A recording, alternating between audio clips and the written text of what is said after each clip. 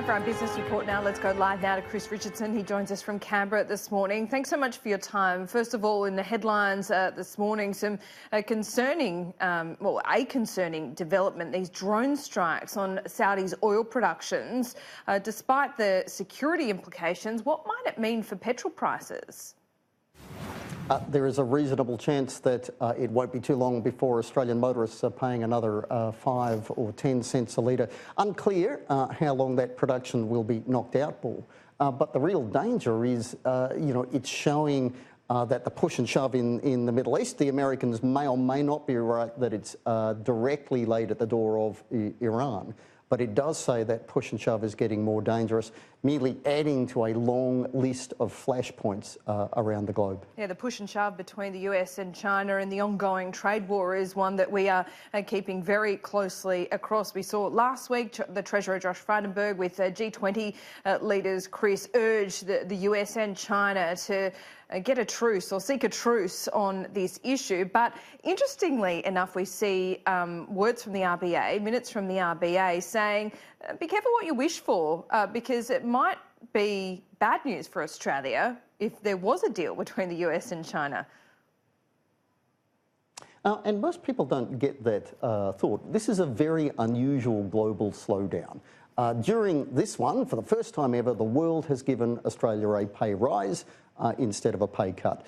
And it's happening because as China slows, it's pushing out stimulus. That means construction, which needs steel, which needs Australian coal and iron ore.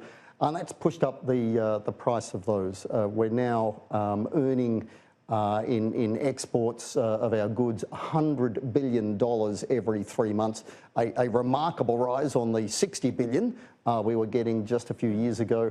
Funnily enough, if a bunch of those tensions affecting China settle down, that might actually hurt national income in Australia. Money has never been cheaper. We see Donald Trump's tweeting diplomacy within his own country, really, urging the Federal Reserve to go to zero. He was using the leverage from the European central bank's moves last week.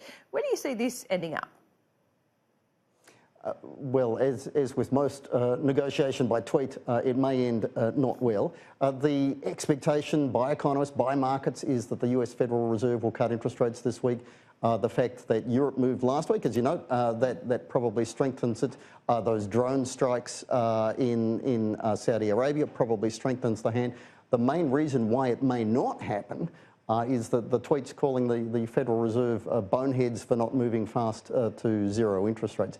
It's important to central banks that they be seen to be independent, and the more that they're seen to bow to political pressures, that's a difficulty for the longer term. Still, most likely thing, we will see a rate cut, but there is a small chance that the Federal Reserve will show its independence. Yes, very, very true indeed. And maybe it wants to exercise its independence from Donald Trump, but that is just me reading the tea leaves. We are getting closer to the 1st of next month here in Australia. The RBA will make its decision next month whether they cut interest rates or remain on hold, I imagine. Now, we will see the minutes of the last RBA board meeting released this week. We'll also see employment figures on Thursday. What are you expecting? And the answer, employment's been the good news in the Australian economy, arguably the world economy, for quite some time. It's not as good as it was, but it's still pretty good news.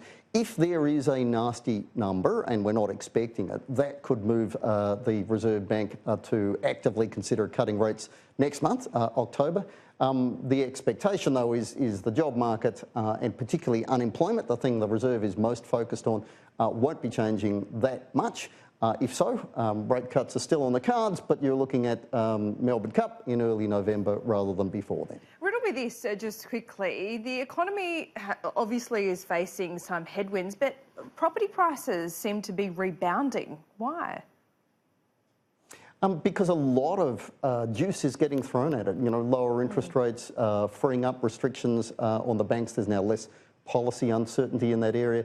In the near term, that rebound in housing markets is good news for stability in the Australian economy. Longer term, it's bad news. We still have a housing price problem. and it's starting to worsen again. Melbourne, Sydney prices are going up by $1,500 a week for the average home at the moment.